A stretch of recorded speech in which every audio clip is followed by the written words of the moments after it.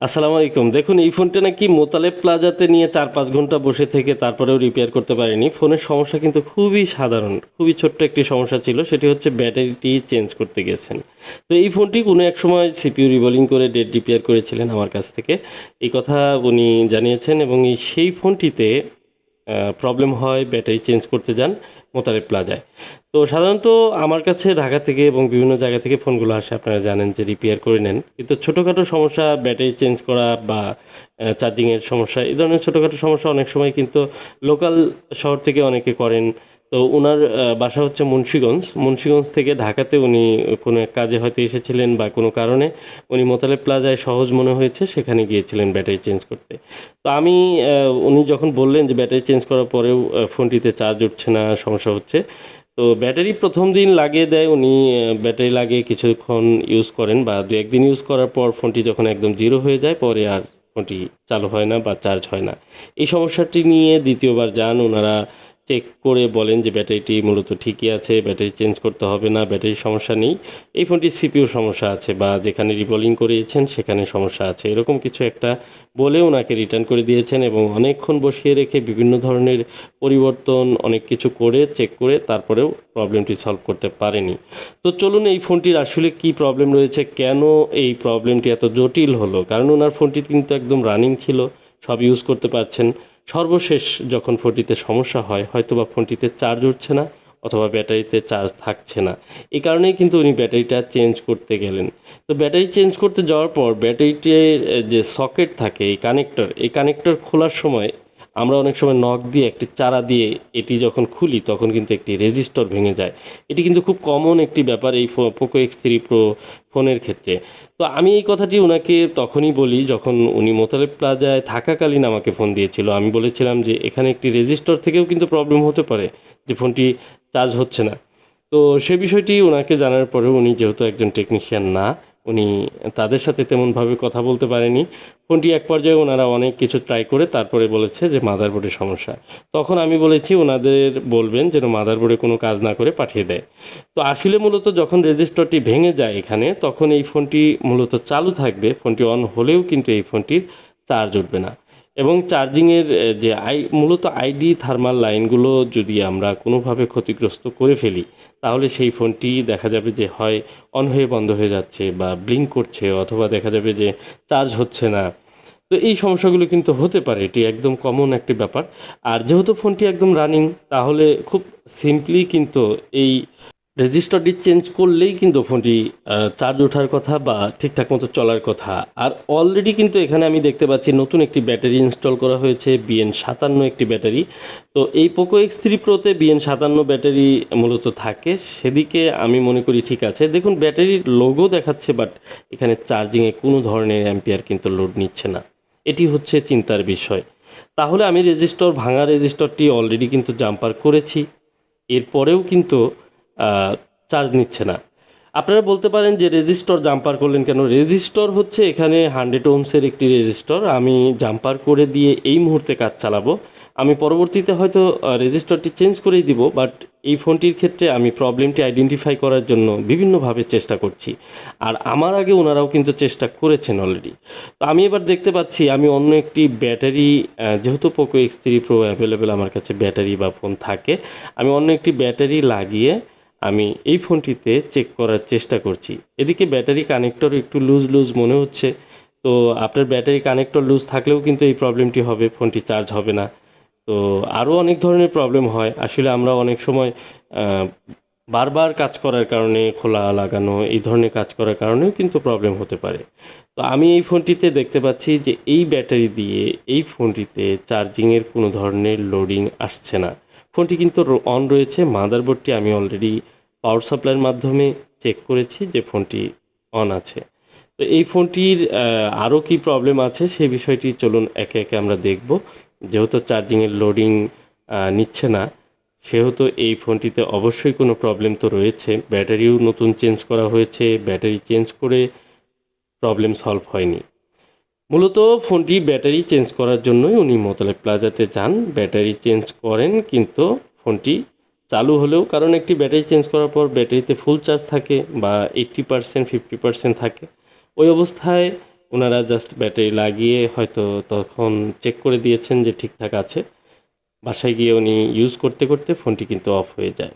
তো আমি একটু পর্যবেক্ষণ করছি যে মাদারবোর্ডে অন্য কোথাও কোনো প্রবলেম হয়েছে কিনা। যেহেতু উনি দাবি করেছেন সিপিইউ রিবোলিং করা আমার কাছ থেকে, আমি সিপিইউ রিবোলিং করে দিলে অবশ্যই সিপিইউর উপরে কিন্তু থার্মাল পেস্ট এবং ফয়েল পেপার এবং বিভিন্ন ধরনের আমার যে কাজের ক্যাটাগরি সেগুলো দেখলে কিন্তু আমি বুঝতে পারি যে এই সিপিইউটি রিভলভ করে আমি যে কন্ডিশনে দিয়েছিলাম সেটি আছে। দেখুন এখানে একটি সকেট কিন্তু একপাশে অলরেডি স্লাইড করে লাগানো হয়েছিল। মানে এই যে ছোট্ট ছোট্ট বিষয়, যে এখানে চার্জিংয়ের নিচ থেকে লজিক থেকে যে একটি রেবন আসছে বি2বি কানেক্টর, এই যে কানেক্টরগুলো, এই কানেক্টরগুলো যদি কোনো সময় খারাপ হয়ে যায়, মানে আপনি সঠিক পজিশনে না বসিয়ে যদি আপনি লাগাতে যান তাহলে কিন্তু একপাশে ভেঙে যেতে পারে, প্লাস্টিকগুলো সাইড হয়ে যেতে পারে, এই সমস্যাগুলো হতে পারে। যাই হোক, আমি রেজিস্টরটি আরেকবার একটু দেখছি সোল্ডারিং ঠিক আছে কিনা, যেহেতু এখনও চার্জিং লোডিং নিচ্ছে না, কনফার্ম করছি। কারণ এখানে সমস্যা থাকলেও কিন্তু এই ফোনটি চার্জ নেবে না। তো সব মিলিয়ে আমি ফোনটি একে একে চেক করব। মাদারবোর্ডটি দেখে মনে হলো সিপিইউ রিবোলিং করা সবই ঠিক আছে, কিন্তু ওনারা যারা এই ফোনটিতে দেখেছে ওনারা হয়তো উপরে যে থার্মাল পেপার বা যে যা যা দেওয়া ছিল আমি দিয়েছিলাম সেগুলো হয়তো খুলে ফেলছে, সেটি হতে পারে। আর যিনি পাঠিয়েছেন উনি মুন্সিগঞ্জ থেকে এর আগে আমার কাছে পাঠিয়েছিলেন, আর এবার ঢাকাতে উনি এই কাজটি করতে গিয়ে এক কথায় উনি হতাশ হয়ে, মানে ওনাদের কাছে গেলেন কিন্তু সমাধান পাননি, যে কারণে আমার সাথে যোগাযোগ করেছেন। তো আমি বললাম যে আপনি উচিত ছিল ব্যাটারি চেঞ্জ করার আগে বা আপনার ফোনের কী সমস্যা হয়েছে সেই বিষয়টি আমার সাথে শেয়ার করার। দেখুন আমি অনেক ফোনের কাজ করেছি, আমার কাছ থেকে যারা সার্ভিস নিয়েছেন তাদেরকে আমি সবসময় বলবো, আমি চেষ্টা করব আপনাদের জন্য সর্বোচ্চ পরামর্শ দিতে। অনেক কাজ আছে আমি নিজেই বলি যে আপনারা লোকালি দেখান, আশেপাশে যেখানে প্রয়োজন হয় সেটি দেখান। তো সব সময় যে আমি বলবো আমার কাছে পাঠিয়ে দেন তা কিন্তু না, পরামর্শেরও অনেক ব্যাপার আছে। অনেক সময় একটা সঠিক পরামর্শের কারণে অনেক দূর সেটি উপকৃত হন অনেকে। আর এই ফোনটি উনি আমাকে যখন ফোন দিয়েছেন অলরেডি তখন উনি একটা সমস্যায় পড়ে যাওয়ার পরে ফোন দিয়েছেন। তো আমি এবার আরেকটি ব্যাটারি এখানে লাগিয়ে চেক করছি। দেখুন আরেকটি ব্যাটারি লাগানোর পরেও কিন্তু আমি লোডিংটি কাঙ্ক্ষিত পাচ্ছি না, তবে মাঝে মাঝে লোডিং আসছে কিন্তু সেটি একটু কম। ব্যাটারিটি চেঞ্জ করার পরে একটি লোডিং আসছে কিন্তু সেটি পর্যাপ্ত না। তো এর পিছনে কারণটিও দেখতে হবে। যে কারণেই এই ফোনটি কিন্তু দীর্ঘ সময় দেখে ওনারা রিটার্ন করেছেন, প্রপার সলিউশনটি উনি করে দিতে পারেননি। তো আমি প্রথমে যে এখন একটু দেখে নিচ্ছি যে ব্যাটারির যে কানেক্টরের ভ্যালুগুলো, যেহেতু আমি এই ফোনটি একটি কম্পোনেন্টস ভাঙা পেয়েছি, সেখানে আমার আইডি থার্মাল যে লাইনগুলো এবং ব্যাটারি কানেক্টরের প্রত্যেকটি লাইনের ভ্যালুগুলো আমাকে অবশ্যই চেক করতে হবে। চেক করে নিলাম ভ্যালুগুলো ঠিকঠাক রয়েছে। তো ব্যাটারি কানেক্টরে যে ভ্যালু বা যে ভোল্টেজ আসার কথা সেটি কিন্তু আসছে না। এর পিছনে একটি কারণ থাকতে পারে। আমি এবার লজিক রেবন এই সেকশনটি চেক করার জন্য আরেকটি মাদারবোর্ড, যে মাদারবোর্ডটি এটি কিন্তু ওকে আছে, এটি আমি দেখে নেব আগে যে এই মাদারবোর্ডে আবার লোডিং ঠিক আছে কিনা। তো এবার আমি দেখতে পাচ্ছি যে এই ফোনটির মাদারবোর্ড লোডিং এবং এই সবই ঠিক আছে, অন করা একটি মাদারবোর্ড, অন মাদারবোর্ড। তো এই ফোনটি একজন টেকনিশিয়ান ভাই পাঠিয়েছেন, আরও 3টি ফোন পাঠিয়েছেন মূলত উনি একসাথে। তো যাই হোক, এই ফোনটিতে আমি এই মাদারবোর্ডটি বসালাম, কারণ এই ফোনটির লজিক থেকে শুরু করে সব কিছু ইনটেক আছে এবং এই ফোনটির চার্জিং সেকশনটি ওকে আছে। সো আমি এবার দেখে নিচ্ছি যে আমার ব্যাটারি এবং লজিক এবং রেবন সব কিছু চেঞ্জ হওয়ার পর এই মাদারবোর্ডটি এখন ঠিকঠাক মতো ওয়ার্ক করছে কিনা। তো আলহামদুলিল্লাহ দেখুন এই ফোনটির যে লোডিং চার্জিং সব কিছু কিন্তু ঠিক আছে। আর এই যে এই ফোনটির মাদারবোর্ডটি কিন্তু একদম ওকেই ছিল, বা অন একটি মাদারবোর্ড। তো আমরা বেসিক্যালি মাদারবোর্ডটিকে আগে আলাদা করে নিলাম যে সেটির লোডিং ঠিক আছে কিনা বা চার্জিং ঠিক আছে কিনা। এক কথায় ফোনটি তো অন আছে, ফোনটি ডেড মোডে নাই। দ্বিতীয় হচ্ছে যে এই ফোনটির চার্জিং সার্কিটটি ঠিক আছে কিনা এবং ব্যাটারি কানেক্টর একটু লুজ আছে, দেখুন লুজ থাকার কারণেই যে একটি পোকো লেখা সে ব্লিঙ্ক করে চলে গেল, এটি হচ্ছে ব্যাটারি কানেক্টর লুজ থাকার কারণে হয়। তো এই সমস্যাটি সমাধান করা যাবে, কিন্তু চার্জিংয়ের যে লোডিংটি সেটি কিন্তু আসছে এবং কি চার্জিংয়ের সেকশনটি আশা করি যে এই ফোনটি মাদারবোর্ডটিতে ঠিক আছে। তাহলে আমরা এখন পরবর্তীতে কি করণীয়? পরবর্তীতে আমরা স্টেপ বাই স্টেপ কাজ করব এবং সেই সাথে শুধু এটি না, আমি আরেকটি বিষয় চেক করব। তাহলে একদম ক্লিয়ার হয়ে যাবে যে আসলে সমস্যাটি কোথায়। আপনারাও বিষয়টি বুঝতে পারবেন আর আপনাদের সাথেও আমি শেয়ার করছি। তো ব্যাটারি কানেক্টর লুজ থাকার কারণে লোডিংটি মাঝে মাঝে ছেড়ে দিচ্ছে, এটি একটি সমস্যা। কিন্তু আমি মাদারবোর্ডটি চেপে ধরলে মাদারবোর্ডটি যথাযথভাবে লোডিং পাচ্ছে, তার মানে হচ্ছে মাদারবোর্ডের সার্কিট ঠিক আছে, চার্জিং আইসি ঠিক আছে, অযথা চার্জিং আইসিতে কাজ করা উচিত হবে না এবং ডায়োড ভ্যালু ঠিক আছে। সো আমার এখানে টেনশনের কিছু নেই। এবার আমি রানিং অন্য একটি মাদারবোর্ড এই ডিসপ্লে প্যানেলে বসালাম, এটি হচ্ছে যেটা প্রবলেম। আর এই সমস্যাটি এবার আমি ক্লিয়ার হয়ে গেলাম যে দেখুন, এই মাদারবোর্ডটি কিন্তু একদম ওকে মাদারবোর্ড, মানে লোডিং ঠিক আছে, ফোনটি অন আছে। তো এই মাদারবোর্ডটিও সেম রোগটি দেখাচ্ছে, যেটি হচ্ছে চার্জিং শো করছে বাট কোনো ধরনের লোডিং নেই, মানে কোনো অ্যাম্পিয়ার কনজিউম করছে না। তাহলে আমার মোটামুটি একটি ধারণা, পরিষ্কার ধারণা হয়ে গেল যে মাদারবোর্ড ওকে আছে এবং কি এই ফোনের যে ব্যাটারিটি এবং লজিক এবং রিবন, যেটি ফ্লেক্স রিবন বলি, তো এই জায়গা থেকে সমস্যা রয়েছে। তো সেই সমস্যাটি আমি আইডেন্টিফাই করার চেষ্টা করব খুব সঠিকভাবে এবং সেটি প্রুভ করার চেষ্টা করব অ্যাকচুয়ালি কী প্রবলেম রয়েছে। প্রবলেম তো রয়েছে, এটি বোঝা যাচ্ছে, এটা আপনারাও হয়তো বুঝতে পারছেন যে এই জায়গা থেকে প্রবলেম। কিন্তু প্রবলেমটি কীভাবে আমরা আইডেন্টিফাই করব, অ্যাকচুয়ালি আসলে প্রবলেম সেটিও আইডেন্টিফাই করব এবং যে ব্যাটারিটি নতুন দিয়েছেন, ওনারা চ্যালেঞ্জ করেছেন যে ব্যাটারি ঠিক আছে, ব্যাটারি সমস্যা নেই, এই কথাটি ওনারা বলে দিয়েছেন। তো আসলে ব্যাটারির কি প্রবলেম আদৌ আছে কি নাই সেটি কিন্তু আমরা এখন আরও পরিষ্কার হব এবং একে একে আমি বিষয়গুলো আপনাদের তুলে ধরছি। এই মাদারবোর্ডটির যে ব্যাটারি কানেক্টর প্রবলেম রয়েছে সেটিকে আগে সলভ করতে হবে, এটি প্রথমে ওয়াশ করব। দেখুন, একটি ফোনে যখন কাজ করা হয় আমরা অনেক সময় বিভিন্ন ধরনের পেস্ট ব্যবহার করে কাজ করি, ময়লা হয় এবং হাতের থেকেও অনেক সময় ঘাম বা অনেক সময় ময়লা গিয়ে বিভিন্ন ধরনের কানেক্টিভিটি যেগুলো ফল্ট হতে পারে। এটি কিন্তু খুবই সিম্পল একটি বিষয়। এই বিষয়টি আমরা অনেক সময় গুরুত্ব দেই না, যে কারণে কিন্তু সেই ফোনগুলোতে অনেক সমস্যা অনেক সময় দেখা দেয়।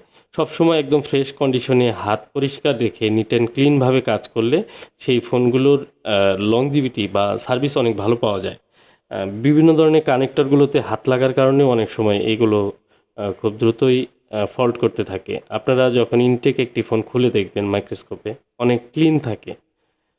তো যা হোক, আমি এবার কানেক্টর খুব ভালোভাবে খেয়াল করছি এবং কি যে ধরনের প্রবলেম রয়েছে ব্যাটারি কানেক্টরটি ফাঁকা হয়ে আছে এগুলো ঠিকঠাক করে দিচ্ছি। প্রত্যেকটি বিষয় আসলে আমাদের অনুধাবন করার মতো বিষয়। যদি একটি মালার মধ্যে আপনি মাঝখান থেকে একটি জিনিস খুলে ফেলেন তাহলে সেই মালাটি যেমন ঝরে পড়ে যাবে, মানে সঠিক কার্যক্রম করবে না, ঠিক আমাদের এই ধরনের কাজগুলো কিন্তু এরকম।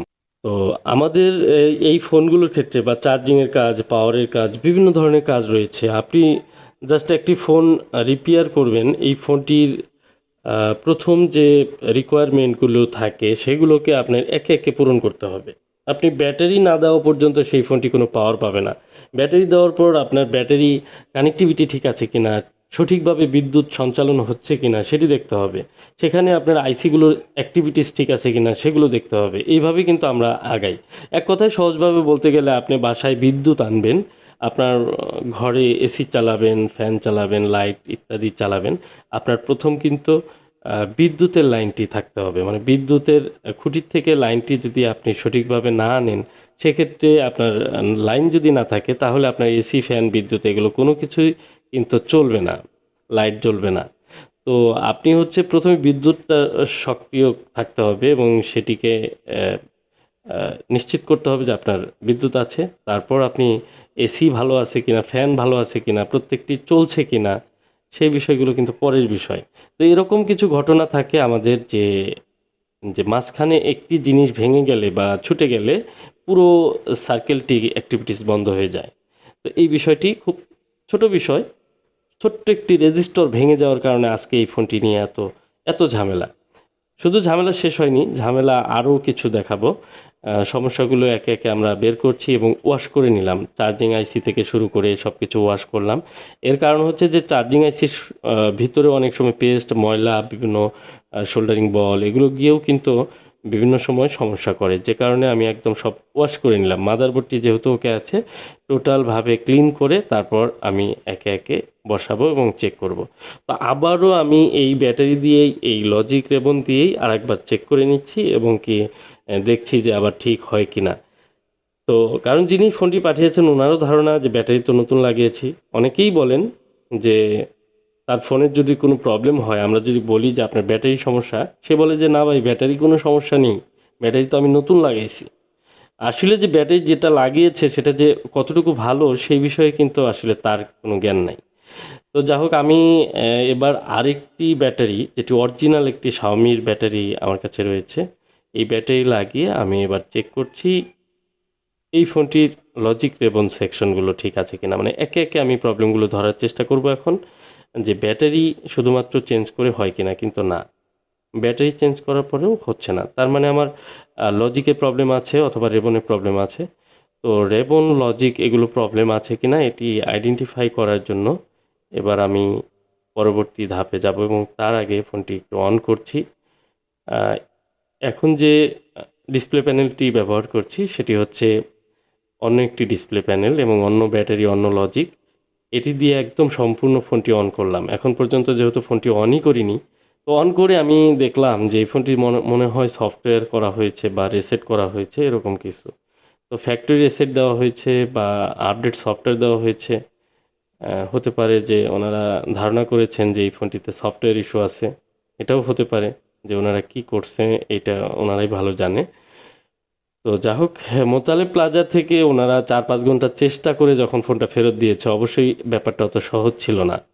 আর দেখুন, আমি টোটাল বিষয়টি আইডেন্টিফাই করেছি। এই বিষয়টি হচ্ছে প্রথমত ব্যাটারি। ব্যাটারি, ওনার যে ব্যাটারিটি নতুন লাগিয়েছে এই ব্যাটারির ভ্যালুগুলো একেবারেই original battery Poco X3 প্রোতে BN57 যেটি থাকে এটির সাথে মিলছে না। মানে অনেক বেশি ডিস্টেন্স এবং কি ব্যাটারি সার্কিট একদমই মিসম্যাচ। তো ব্যাটারি সার্কিট যদি ম্যাচ না করে, আপনার সঠিকভাবে ফোনটি চার্জ উঠবে না এবং কি ফোনটি চলবে না। অনেক ক্ষেত্রে দেখা যায় যে ফোনটি অন করার জন্য যে যতটুকু সম্ভব সেটি অন হয় ফোনটি, বাট ফোনটিতে চার্জিংয়ের যে কম্প্যাটেবল সার্ভিসটি সেটি কিন্তু দিচ্ছে না। এই বিষয়টি আপনাদের সহজভাবে আরেকটু বুঝিয়ে বলি। ব্যাটারির ভিতরে একটি সার্কিট থাকে এবং কি মোবাইলের মাদারবোর্ডেও একটি সার্কিট থাকে। যে সার্কিটটি একে অপরের পরিপূরক হয়ে কাজ করে এবং কি প্রত্যেকটি ব্যাটারির আলাদা ধরনের কিছু ভ্যালু থাকে। সেই ভ্যালুগুলো যখন ম্যাচ করে সিগন্যালটি ওকে দেখাবে, তখনই সার্কিটে চার্জিং অ্যালাউ করবে। অন্যথায় আপনার এই চার্জিং সিস্টেমটি একদমই ব্লক হয়ে থাকবে, চার্জ উঠবে না বা লোডিং হবে না বা ইরর দেখাবে। এই প্রবলেমটি কেন? কারণ হচ্ছে যে ব্যাটারিগুলো ফিক্সড ব্যাটারি, কোম্পানি যখন একে একে অ্যাটাচ ব্যাটারি করা শুরু করলো, ফোনের ভিতরে ইন্টারনালি থাকে। ফোনগুলো সিকিউর রাখার জন্য, সেফটি দেওয়ার জন্য, যে ফোনগুলো যেন ব্রাস্ট না হয়ে যায়, ওভার চার্জ না হয়ে যায়, অথবা ফোনের ভিতরে ব্যাটারিগুলো কোনো ইরোর তৈরি হলে, মানে ইরোর কিভাবে হবে, অতিরিক্ত গরম হয়ে গেল, ব্যাটারিটি খারাপ হয়ে গেল, সার্কিটটি নষ্ট হয়ে গেল, তখন যেন এই ফোনটির যে সিস্টেমটি রয়েছে সেখান থেকে অটোমেটিক বুঝতে পারে যে ব্যাটারিটি আসলে কোনো প্রবলেম আছে অথবা অন্য কোনো ব্যাটারি লাগানো হয়েছে, যে কারণে তখন চার্জিংটি বন্ধ হয়ে যাবে। এটি আপনাকে নিরাপত্তা দেওয়ার জন্য করা হয়েছে, বাট এই সমস্যার জায়গা থেকে আমরা কিন্তু দেখা যায় বড় ধরনের সমস্যায় পড়ে যাই। আর প্রত্যেকটি কোম্পানির ব্যাটারি আলাদা আলাদা সার্কিট সিস্টেম থাকলেও অনেক সময় একটি আরেকটির সঙ্গে ম্যাচ করে। আর সেটি ম্যাচ করলেও আমরা কিন্তু ব্যাটারি কিন্তু সেম একই ব্যাটারি দিয়ে ২-৩টি ফোনে অনেক সময় ইউজ করা যায়। বাট সেক্ষেত্রে আপনাকে অবশ্যই এটির মূল বিষয়টি জানতে হবে যে কত ভ্যালু থাকবে, কীরকম থাকবে, সার্কিটটি কী ধরনের আচরণ করবে, এই বিষয়গুলো জানতে হবে। তালার সঙ্গে চাবির যদি মিল না হয়, তাহলে কিন্তু সেই তালা খুলবে না। তো তো তালার ভিতরে একটি ঘাট থাকে, চাবির ভিতরেও কিন্তু বেশ কিছু দাঁত থাকে যেগুলো একে অপরের সাথে ঠিকঠাক মতো মিলে গেলে তখন তালা খুলে যায়। সেম বিষয়টি এইখানে চার্জিংয়ের ক্ষেত্রে। যা হোক, আমি মনে হয় অনেক কথা বলেছি। আজকের ভিডিওটি অনেক লং ছিল, কারণ অনেকে মনে করেন যে আসলে খুব সহজে সব কাজ হয়ে যায়। মোতালেব প্লাজায় 4-5 ঘন্টা বসে থেকে লাস্টে ওনারা নতুন ব্যাটারি চেঞ্জ করে এই প্রবলেমটি সলভ না করতে পেরে ব্যর্থ হয়ে ফোনটি রিটার্ন করে দিয়েছে। অথচ এই ফোনটিতে সমস্যা ছিল খুবই ছোট্ট। সমস্যাটি ছিল একটি রেজিস্টর ভেঙে যায় যখন ব্যাটারিটি খুলতে গিয়ে ভেঙে যায়। আর সেই রেজিস্টরটি ওনারা চোখে না দেখে বিভিন্ন ধরনের ব্যাটারি লাগায় এবং কি রেবনগুলো সকেটগুলো খুলে চেক করে এবং রেবন সকেটগুলো খুলতে গিয়ে সকেটগুলো ডিস্টার্ব হয়, ব্যাটারি সকেট ডিস্টার্ব হয়, সফটওয়্যারে ফ্লাশ করে বা রিসেট করে এবং ব্যাটারিও একাধিক চেঞ্জ করেও সেইটার সুফল পায় নাই। এর এর কারণগুলো এবং কি এই যে দেখুন প্রমাণ, এই যে লজিকের যে সকেট, এই সাইডে এই সকেটটিও কিন্তু এক সাইডে কিন্তু ভসকে যাওয়া, মানে প্লাস্টিকটি দেখেন এক সাইডে নিচু হয়ে গিয়েছে। মানে কি, এই সকেটটি ডিসপ্লেস করে লাগানো হয়েছিল, সঠিকভাবে সঠিক পজিশনে লাগানো হয়নি। আর এই ধরনের ভুলগুলো কিন্তু অনেক বড় ক্ষতি করতে পারে। আর ছোট্ট একটি সমস্যার কারণে দেখুন কতগুলো সমস্যা তৈরি হয়েছে। এখানে রেবনের যে সকেটটি এটি ভেঙে গেছে এবং কি এই রেবনটি চেঞ্জ করতে হবে এবং সেই সাথে ব্যাটারিটি অবশ্যই নতুন চেঞ্জ করতে হবে। সব মিলিয়ে ফোনটি কমপ্লিট হবে আশা করি। তো আজকের মতো ভিডিওটি এ পর্যন্তই শেষ করব। ভিডিওটি আজকে কেমন লাগলো অবশ্যই কমেন্টে জানাবেন। আজকের মতো এ পর্যন্তই। আসসালামু আলাইকুম রহমতুল্লাহ।